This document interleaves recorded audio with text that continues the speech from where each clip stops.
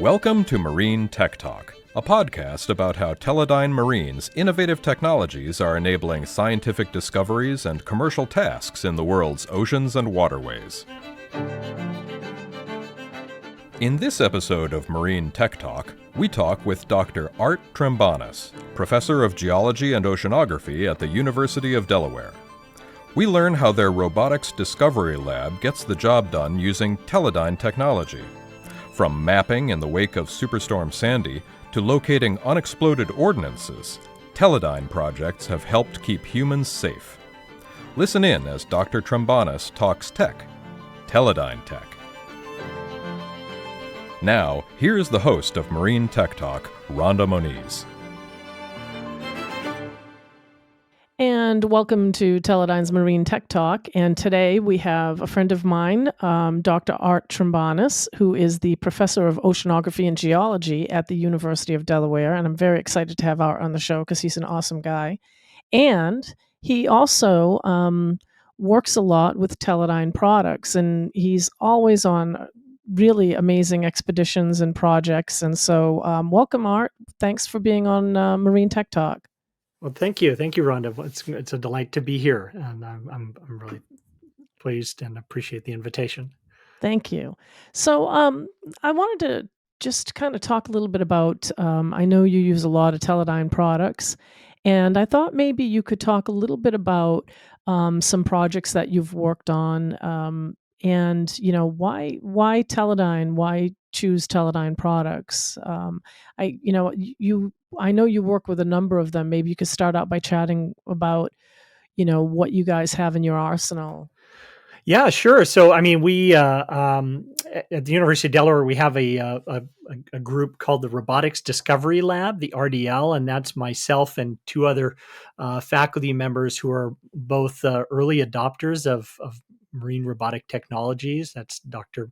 Matt Oliver, who is an early adopter of the Slocum glider systems. We have one of the three Slocum gliders that he has, the Teledyne gliders that we've used.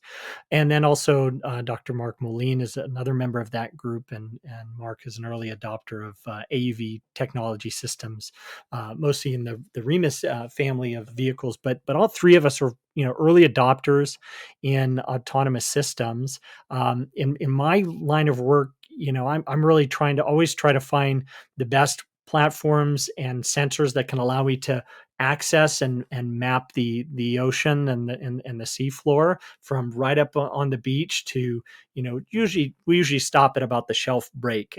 That's where it gets a little too deep in the pool for me. And so we've used quite a number of Teledyne products over the years. Of course, the RDI, Teledyne RDI ADCPs to measure waves and currents.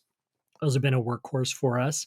We've used some of the Z-boat systems for some technology development and training for students. I think the ASV side of marine technology has been just experienced such a huge explosion, and there's still so much to be done in that arena.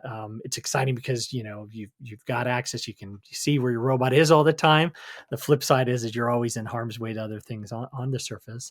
And then particularly in my group, a big workhorse for us has been our Teledyne Gavia system. In fact, although when we first bought it, and it's a little bit like the ship of Theseus, I don't know how much of it is still original to the vehicle. When we first bought it, it was just an Icelandic company called Hafmynd, and then Teledyne acquired them, and that was really great because that brought all sorts of added expertise and support to really really kick the systems up, make them more reliable, but and to give us at times some support sort of domestically. But we've had that vehicle, that Teledyne Gavia vehicle that we have here that we call Dora. My Oh, daughter named it when she was about 3 years old. So you can imagine what she was into at that time. That we call it Delaware Oceanographic Research, AUV, sort of an acronym for an acronym.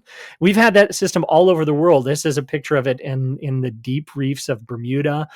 We had it down in Bonaire. We had a system mapping the reefs down there. We've had up in Alpine Lakes in Canada, Pavilion Lake, where we did a project with NASA. It's been to Iceland. It's been to New Zealand.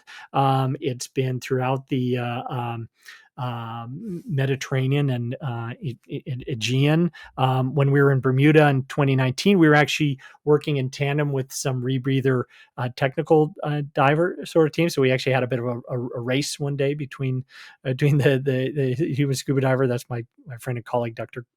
Gretchen Gringley Goodbody, who studies these deep reef systems. So she was down there, and next thing we know, we had the vehicle swimming, back and forth, taking photos and pictures all at one time. And that for us has been, real great element of particularly that vehicle, is that we can configure it on a mission by mission basis. If we're focused on photo mapping of coral reefs or sea scallops, or if we're focused on looking for unexploded ordnance, we put a magnetometer system on it. So we've actually done a fair bit of development on it as well. I think that's been a nice element of this vehicle architecture, is that it's modular.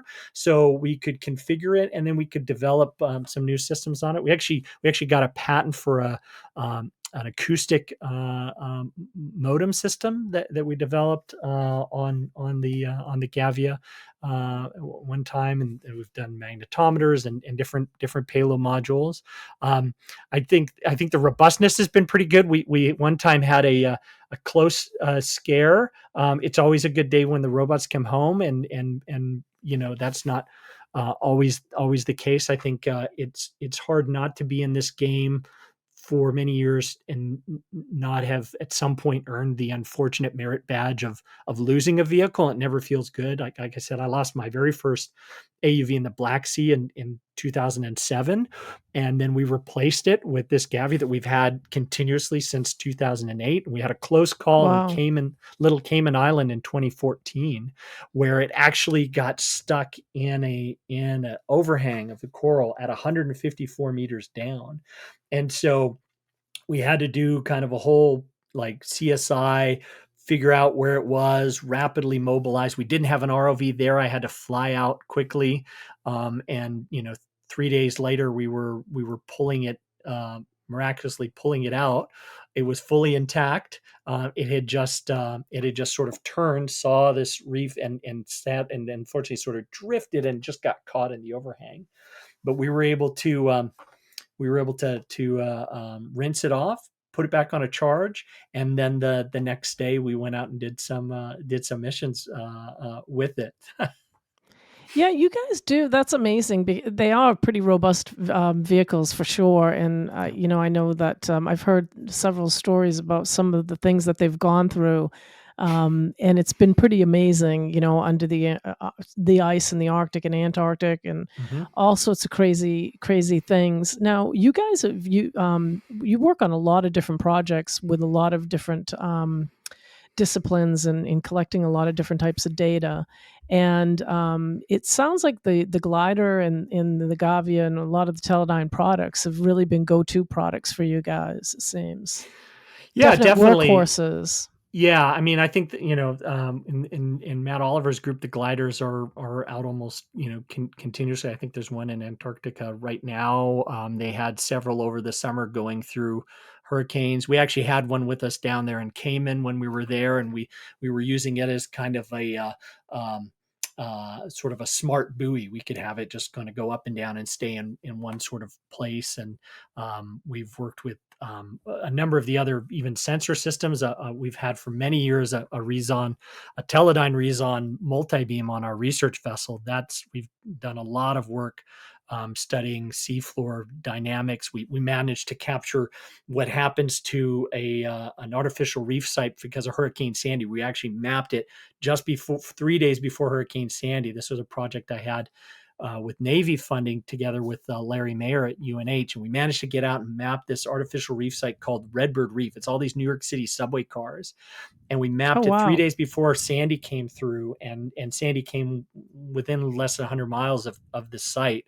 And in 100 feet of water, Superstorm Sandy generated 34-foot high waves that obliterated some of these subway cars and smashed others and tore them apart and things like that.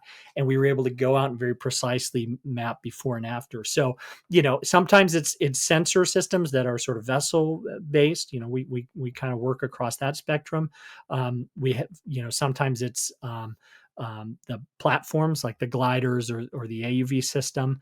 I think what we found, generally over the years is Teledyne's a really pretty good go-to place because they cover so much sort of ground on it, and they've been generally really responsive to us when we've had our experiences, our near misses, or the things that we've done that were like maybe a little bit outside of the profile, the sort of planned envelope, and then we can sort of provide that user feedback on what needs to be done in the systems. But yeah, we've continued. I think about the only Teledyne thing I think I haven't used is any of their, like, I think they have a toothbrush, a water pick type things. I think there's a larger.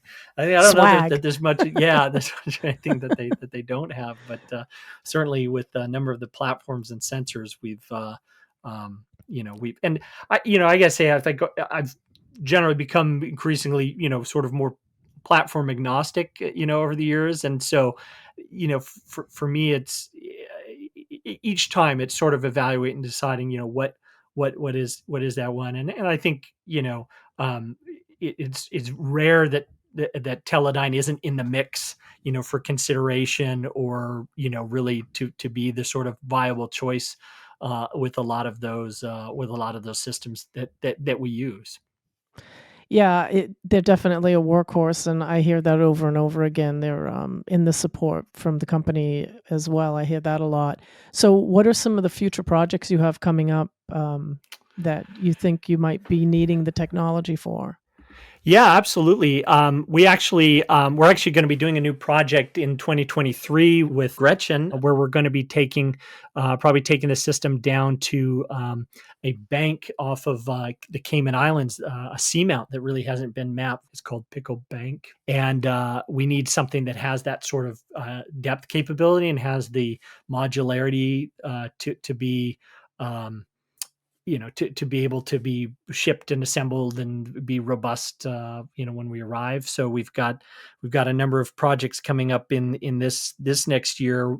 This one that I mentioned, Cayman, we're looking to try to go back to Bermuda and try to map some other shipwrecks and deep reef sites that we have there. And we continue to use the system locally. We have, as I mentioned, we actually integrated the first full cesium vapor magnetometer into the Gavia system, a marine magnetics magnetometer that we've used for a number of UXO, unexploded ordnance projects. And we have a program in the Potomac River for the Defense Department where we're trying to develop and you show how autonomous systems can be used to help find and locate UXO without getting humans in the mix. So there's each of those are projects where we will be using this kind of technology in the mix, and then we're always looking for ways to partner and find new applications for them as well. Well, that's amazing. You guys do some incredible work, and I know you use a lot of Teledyne products. So I wanted to chat with you a little bit about that because you have so much going on all the time, and so that's awesome. And I want to thank you too for being on Marine Tech Talk today and for chatting a little bit. I know you're going to be jetting out again to the next expedition soon in about a week. Yes, so New Zealand is calling. Yes. Yeah. I got to get out of the winter doldrums here and go someplace where it's summertime. Exactly. Well, good luck with that, and we'll catch up when you get back. And I just wanted to have a quick chat with you, and I know you're You guys got a lot going on, and you're experts in using Teledyne technology. I know you use a lot of their technology for a lot of different projects. So I just wanted to take some time to sit and chat with you. And thanks for being on Marine Tech Talk. Thank you so much. It's been my pleasure to be with you on the show today. Thanks, Art. Take care. Thanks for listening to the Marine Tech Talk podcast. For more information about the University of Delaware's Robotics Discovery Lab, please visit their website at www.udel.edu. That's www.udel.edu. If you have any questions or comments about this episode, you can email marinetechtalk@teledyne.com. If you like this podcast, please be sure to subscribe on Apple Podcast or wherever you are listening to the show. That way you will never miss an episode. Thank you for listening, and we will see you again next time.